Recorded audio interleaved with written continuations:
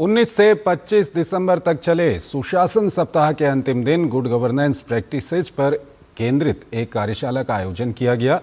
केंद्रीय मंत्री डॉक्टर जितेंद्र सिंह ने इस अवसर पर तकनीक आधारित सुशासन को नई दिशा देने वाली कई महत्वपूर्ण पहलों का शुभारंभ किया। केंद्रीय मंत्री डॉक्टर जितेंद्र सिंह ने सुशासन सप्ताह के अंतिम दिन गुड गवर्नेंस प्रैक्टिसेस पर केंद्रित एक कार्यशाला का उद्घाटन किया। इस दौरान केंद्रीय मंत्री ने विशेष अभियान 5.0 की आकलन रिपोर्ट, पूर्व सैनिकों के लिए आरक्षण पर संकलन, AI आधारित recruitment rules generator tool, EHRMS 2.0 का मोबाइल ऐप, IGOT कर्मयोगी पोर्टल की नई सुविधाओं, कर्मयोगी डिजिटल लर्निंग लैब 2.0 और CP ग्राम्स की वार्षिक रिपोर्ट का लोकार्पण किया। उन्होंने कहा कि सरकार ने पुराने और अप्रासंगिक कानूनों को समाप्त किया है। आज भारत का सुशासन मॉडल पूरी दुनिया के लिए एक उदाहरण बन गया है। संस्थानों में सकारात्मक बदलाव आए हैं और सुशासन को तकनीक से जोड़कर प्रशासन को और अधिक उत्तरदायी बनाया गया है। सांकेतिक तौर पर 5 नई लॉन्चिंग्स हुई हैं, जो हमारे पहले से कुछ एक गवर्नेंस के प्रावधान थे, उनको आधुनिक टेक्नोलॉजी टूल्स के साथ, जैसे आर्टिफिशियल इंटेलिजेंस इत्यादि के साथ जोड़ करके नए स्तर पर लेने का प्रयास किया गया है।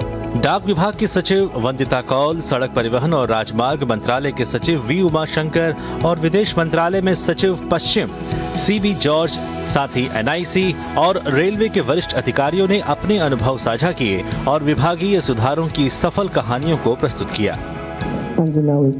And Swachhata awareness through children, health checkups, blood donation camps, record management workshops, cyber hygiene, social media outreach has really increased, and we are spreading all the messages. Whatever I get from any ministry, we try to do our best and spread those messages too. Cash अब बिल्कुल ही बंद करने जा रहे हैं।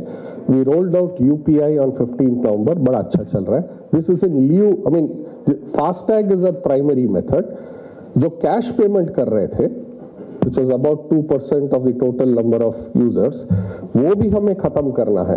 We'll ensure the remaining shift by April we will not be accepting cash. We have less than 1,000 officers in the entire ministry, spanning the ministry headquarters here, the passport offices which I mentioned spread all over the country, and around 190 embassies and consulates all over the world. We are making progress in e-governance, e-movement of files, which is going on. It needs a lot of efforts which we are putting in. पुराने कानूनों को खत्म कर digital समाधानों को अपनाकर और नागरिकों को केंद्र में रखकर भारत ने सुशासन की नई कार्य संस्कृति गढ़ी है। यही सुशासन विकसित भारत की मजबूत बुनियाद बन रहा है।